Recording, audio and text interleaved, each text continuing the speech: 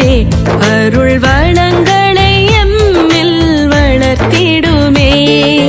தாயாய் மாமரி தானிருக்க நல்ல தந்தை ஒருவர் எமக்கு வேண்டாமா?